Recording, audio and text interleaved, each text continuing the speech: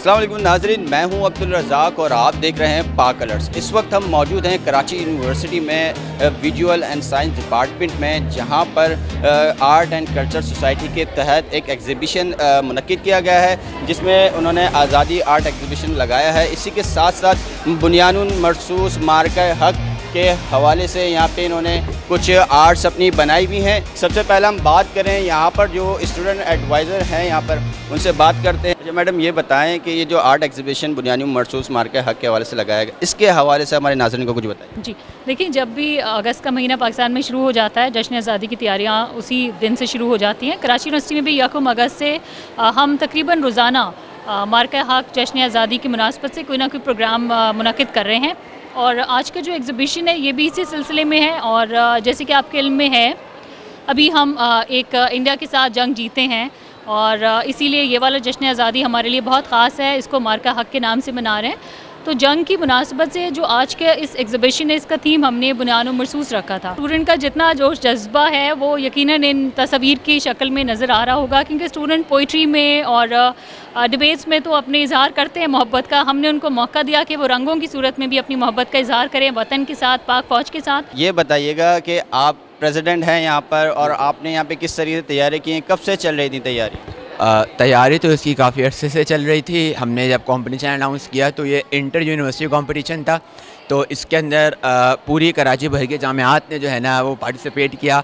और जब मैंने पेंटिंग्स देखी, लिटरली आई वाज शॉक्ड कि कराची के यूथ के पास इतना खूबसूरत टैलेंट है। मतलब हमने बुनियानुन मरसूस जो हमारा हुआ था उससे रिलेटेड 3 थीम सजेस्ट की थी। इस एग्जीबिशन का जो टॉप 4 विनर्स होंगे हमारे पास, उनको जामिया कराची की जानिब से गोल्ड मेडल के एजाज़ से नवाजा जाएगा। 14 अगस्त वाले दिन जो जामिया कराची का अपना एक मेन इवेंट होता है जिसमें वीसी साहब मौजूद होते हैं, तो वीसी साहब ख़ुद उनको गोल्ड मेडल के एजाज़ से नवाजेंगे। तो जो 4 विनर्स हैं हमारे पास, वो हमने आज अनाउंस भी किए हैं। वो बच्चे आए थे, अपनी पेंटिंग्स दिखाई थी उन्होंने, तो उनको गोल्ड मेडल के एजाज़ से 14 अगस्त वाले दिन जामिया कराची में नवाजा जाएगा। किस डिपार्टमेंट से? मैं टीचर एजुकेशन डिपार्टमेंट से। तो आपने इसके अंदर कोई पार्टिसिपेट किया? जी, मैंने एक पेंटिंग बनाई है, वो यहाँ डिस्प्ले हुई हुई है। आर्ट्स एंड कल्चर सोसाइटी की मैं उसकी मेंबर हूँ और तकरीबन पिछले 1 साल से मैं उसकी मेंबर हूँ। उनके साथ काम भी कर रहे हैं और इवेंट्स वगैरह भी हम लोग ऑर्गेनाइज़ कर रहे हैं और चीज़ें जो है वो इस तरीके से डिस्प्ले भी हो रही हैं। क्या नाम है आपका? महक। मैं ऑर्गेनाइजिंग टीम का पार्ट हूँ। सारे जो आर्टिस्ट हैं उनकी जो डायरेक्टर हूँ मैं, और ये सारे मैनेजमेंट की है। वायरल कोई पेंटिंग नहीं बनाई मैंने। यानी कि आपने अपने नाम की तरह इसको एग्जीबिशन को महका दिया है। अस्सलाम वालेकुम। वालेकुम अस्सलाम। क्या नाम है आपका? मिसबा। मिसबा, ये बताएं आप यहाँ पे किस डिपार्टमेंट से? मैं साइकोलॉजी डिपार्टमेंट से हूँ। तो आपने यहाँ पे अभी पेंटिंग्स देखी हैं, आपको कैसा महसूस हो रहा है? बहुत अच्छी हैं। And like first I thought कि मतलब मेरा दिल कर रहा था पार्टिसिपेट करने का, but I wasn't able to. तो यहाँ आके इस लाइक मोटिवेशन कि अगली दफ़ा मैं भी करूँ। And very amazing paintings. एक ये पेंटिंग बनी हुई है, ये एक रेस दिखाई गई है और एक सोच को इस पेंटिंग में ढाला गया है कि पाकिस्तान हर रेस में आगे निकल सकता है। क्या नाम है आपका? फिज़ा तालिब।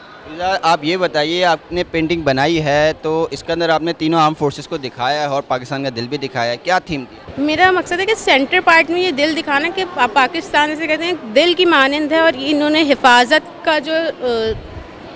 करने के लिए पूरी फोर्सेस अपनी अपनी जिम्मेदारियां निभा रही हैं। कोई जैसे राफेल चला रहा है आसमानों के ज़रिए, कोई समंदरी बॉर्डर्स के ऊपर खड़ा होकर हिफाजत कर रहा है। ये हाथ रखना यही अलामत है कि वो एक हिफाजत कर रहा है, इसने अहद किया है हिफाजत का।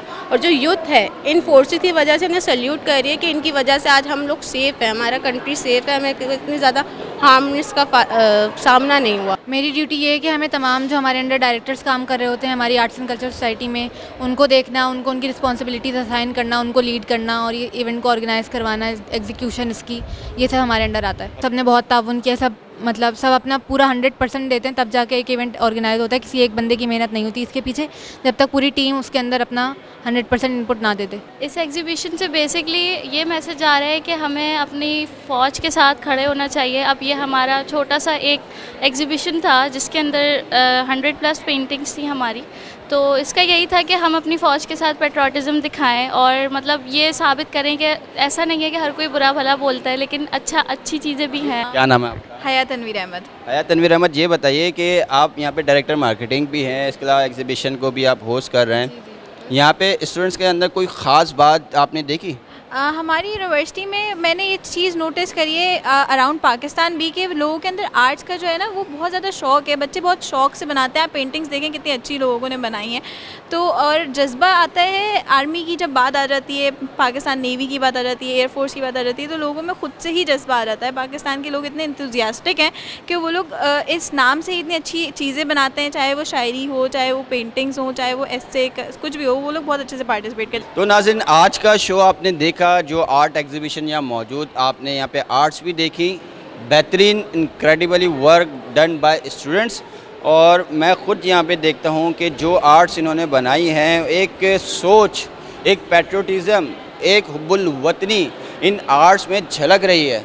और कहा जाता है कि कलम की ताकत तलवार से ज़्यादा तेज़ होती है और कलम की धार भी तलवार से ज़्यादा तेज़ होती है। इसी के साथ साथ अपने मेज़बान अब्दुल रज़ाक को दीजिए इजाज़त।